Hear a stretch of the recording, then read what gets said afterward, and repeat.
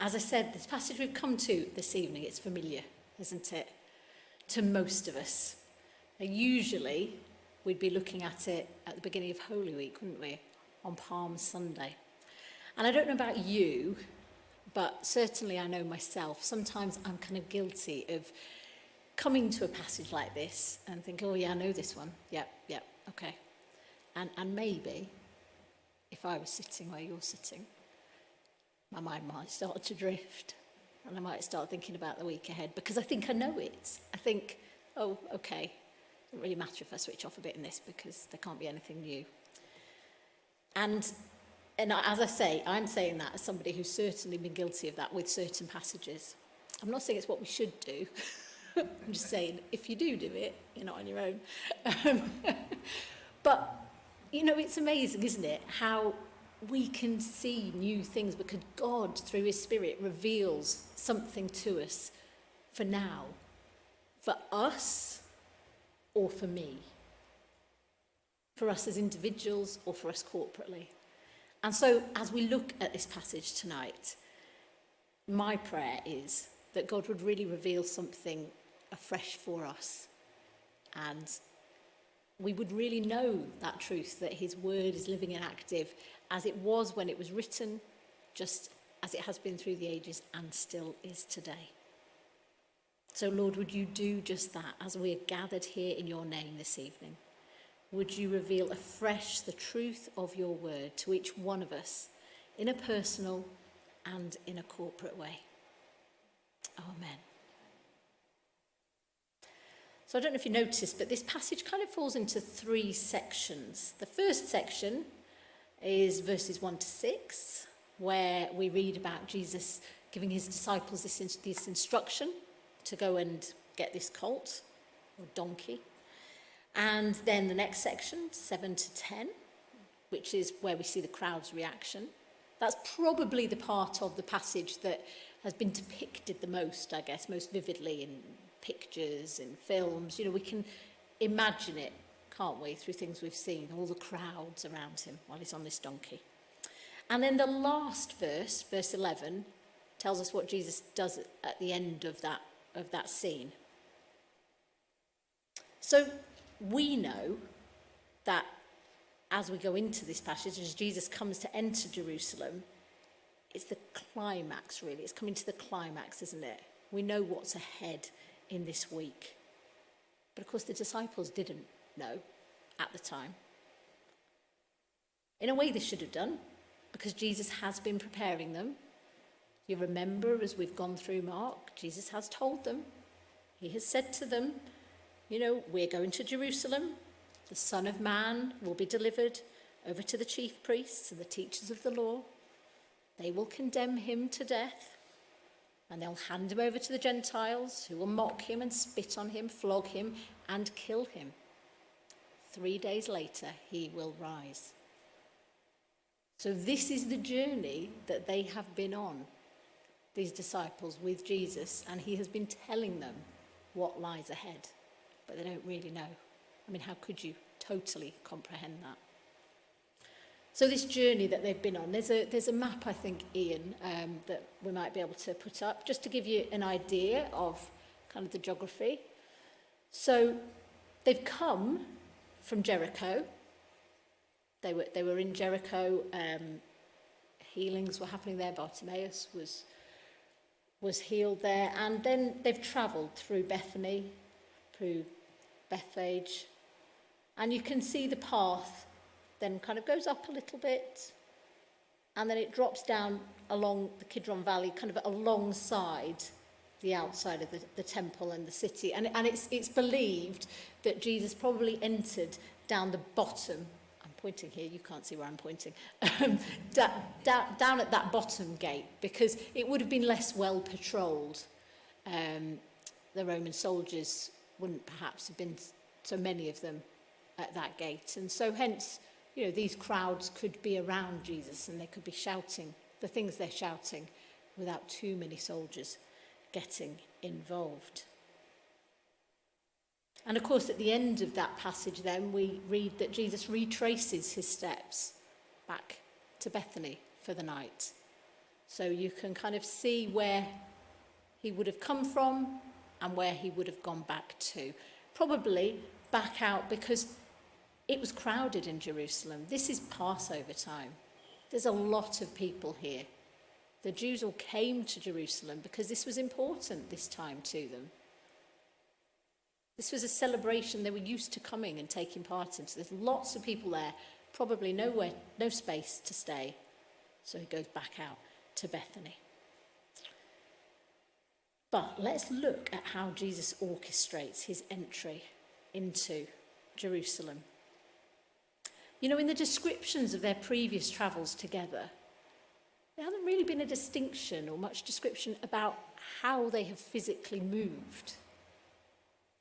Walked, most probably. Walked together. Jesus didn't ask or demand for carts, for horses, for donkeys. He walked with his disciples. They walked with him. But something changes now. And it is an important change because this is the start of an important time. We know what's coming. I mean, these disciples had given him the deference that he was due. They'd acknowledged who they believed him to be. They treated him as their teacher, as time had gone on, as their Lord. He'd been with them in it together. But as I say, now things shift.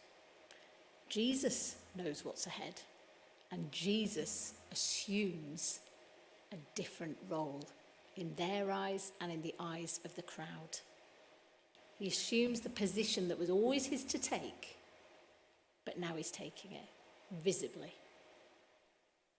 I mean, how many times in Mark did we see that Jesus kind of wanted things kept quiet? He didn't want everybody to know who he was. Some scholars call it the messianic secret. Because in Mark we see he says to people, no, don't go and tell everybody. When he says to Peter, who do you say I am? Peter says, you are the Messiah. Keep it to yourself, he says. Keep it to yourself. Seems odd. Why wouldn't he tell everybody? But now, he's happy for those shouts to say who he is. I don't know, did anybody see on the news this week up in Scotland what happened in Edinburgh? I think it was Edinburgh, where King Charles he had his Scottish coronation. He was handed the Scottish crown jewels. And I don't know if anybody saw it on the news or has any interest in it at all. But you might have noticed there were crowds. Given not the same crowds that there were in London in May, but people came out. Because when royalty moves around the country, that's what happens. There are still enough people in this country who care about the monarchy, who take a day off work, who go and stand for hours in the rain with their umbrellas, waiting to catch a glimpse. That's how royalty travels. But that hadn't been how Jesus had travelled. Crowds had gathered. You know, they'd started to hear what had been going on, the healings. Who's this man? Who's this man? What's going on? But, you know, a lot of that is, I think in Australia they call it sticky beaking. You know, where you just want to know what's going on over there. I don't want to miss out. I want to be part of the action. But they're not there because they're acclaiming him as king. They're just there to see what's going on. But this will be different this time, this journey. So it starts with this instruction to his disciples.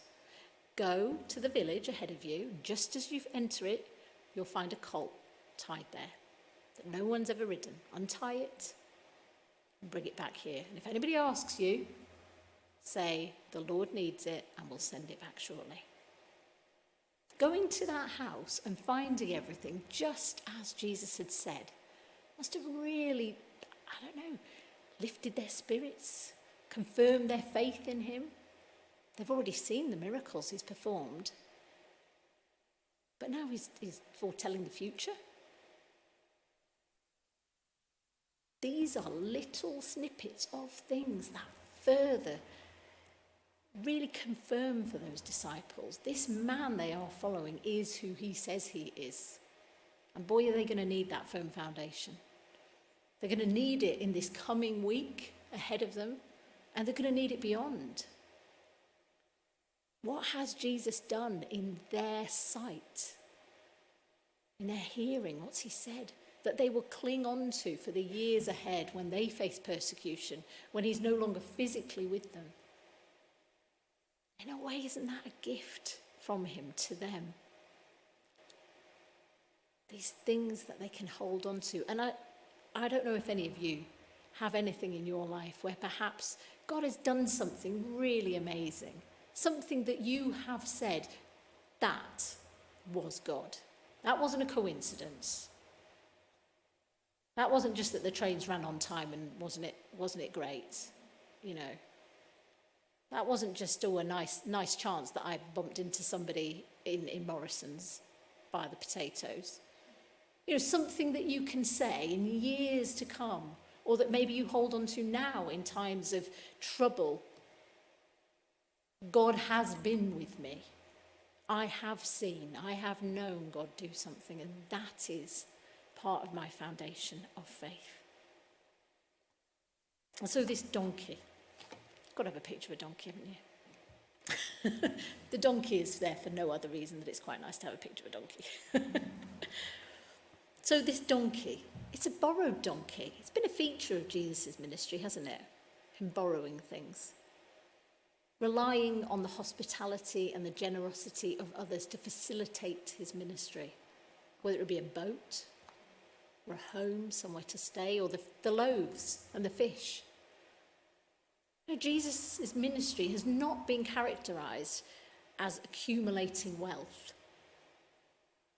You know, we often hear, don't we, of, I don't know how to name them. You know, these preachers in America particularly, you know, who seem to accumulate all this wealth from these amazing ministries they have. Now, you know, it's been said many times from here, there is nothing wrong with having money. But this is not what Jesus is about. He is not interested in the wealth that could have helped his ministry. Could have done, couldn't it? If people had given him lots of money, maybe we might look at it and say, well, it could have reached more people. Could have healed more people. Could have opened hospitals. And, you know, that's not how Jesus' ministry was characterised. And here he is entering, triumphant entry, it was titled, on a borrowed donkey. He's going to send it back. He's only got it for a short time. I wonder how many times God's asked us to lend him something. I don't know. Might be a member of your family who wants to go off on a mission and you think, no, don't do that. Might be your money. Might be a home that you open if you host a home group. It might be, you know, anything. But these people that day made available the thing that the Lord asked. And what about this donkey? Let's just take a moment to think about the donkey then. Did you notice, I wonder, that it said it was a young donkey that no one has ever ridden? Did you notice that? Any equine experts in the room? Anybody horse riders? No, me neither. Oh, Helen, are you a horse rider? I've been. Okay, ask Helen afterwards if what I'm about to say is right. I'm not a horse expert, but my daughter Gemma, she loves horses and she's been riding, and one of her best friends this summer has a job in a stables and she's going to be paid to break in a horse because that's what you need to do. Donkeys, horses, they don't take kindly the first time somebody gets on their back. They don't generally meekly go, okay, off we go. This donkey had never been ridden. And yet, Jesus rides this donkey into Jerusalem. There's no description of a big kerfuffle while he got on and the donkey bucked or anything like that. Because who is riding him? Jesus, the Lord of all. Holy human, holy God. Who is God? God is the creator of all. That dumb animal, we might say, recognized its creator. The whole of creation will subdue under Jesus. It's a foreshadowing of what is to come. Everything in this passage and everything that's come before, particularly what we looked at the other week, Bartimaeus being healed from blindness, everything is about pointing towards the whole earth seeing who this Jesus is, eyes being opened. That day when creation, all of us, the whole earth, will know him for who he is. And yeah, he comes on a donkey, and it is a sign of humility. But I've often thought, oh, okay, humility as in being poor. You know, it's a lowly animal. Maybe poverty. It's interesting, it isn't, you know. A donkey was actually an animal that the Middle Eastern leaders would use in the ancient world instead of a horse for specific reasons. Leaders who came in war rode horses. Leaders who came in peace rode donkeys. If you look in the Old Testament, there's many instances of it. Solomon, King David's son, he's recorded as riding on a donkey when he was taken to be shown as king. It says in 1 Kings 1:38, so Zadok the priest, Nathan the prophet, Benaiah son of Jehoiada, the Kerethites and the Pelethites went down and had Solomon mount King David's mule, and they escorted him to Gihon. He's then anointed king. And if you look in the book of Judges, another example, chapter 12, you can read about one of the judges, the leaders of Israel at the time. Abdon, son of Hillel from Pirathon, led Israel. He had 40 sons and 30 grandsons who rode on 70 donkeys. These are royal beasts. I know we think of them as just on the beach at Blackpool. They're not particularly majestic beasts, are they? Because as time went on, horses were imported into that region. So horses became a sign of status. Kings who come to start their reign in peace come on donkeys, not horses. This is who is riding that donkey. So he comes as a king of peace, and the crowds hail him as royalty. They spread their cloaks on the road. That seems a bit of an odd thing to do as well, doesn't it? A bit of a waste of a nice bit of clothing. But again, it echoes what's been done before. 2 Kings chapter 9. God told Elisha the prophet that Jehu should be the next king. This was not a man who was next in line, but a man who was God's choice. When the prophet sent by Elisha went to Jehu and anoints him, Jehu then comes out and says to his friends, well, I mean, imagine he was kind of going, well, you'll never believe what just happened. I suddenly seem to be the king. But it says, so these friends, they quickly took their cloaks and spread them under him on the bare steps. Then they blew the trumpet and they shouted, Jehu is king. That's what they did, to acknowledge the person before whom they were throwing their cloaks was royalty, was a king. So it's not a new phenomenon. These people are acknowledging Jesus as king.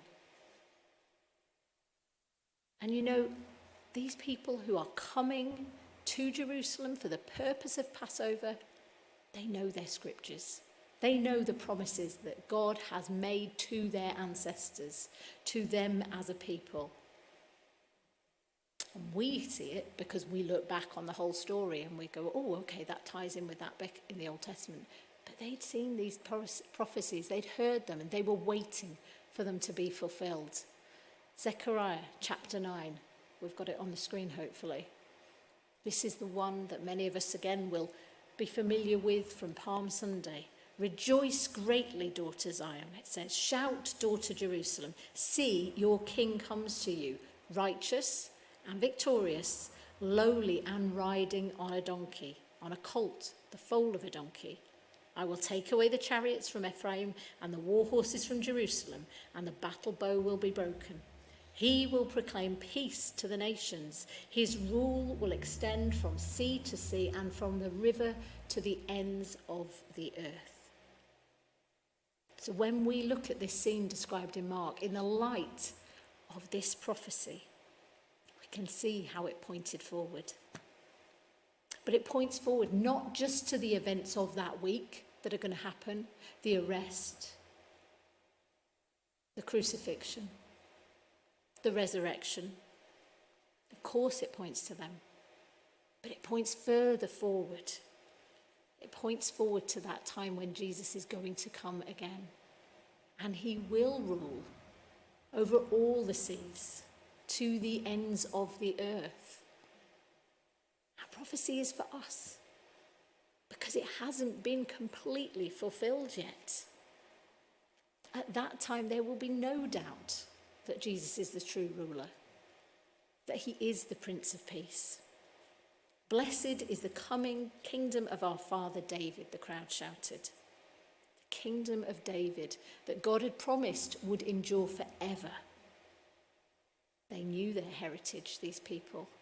They knew the promise that had been made, that covenant promise that God made to David, that his kingdom would reign forever.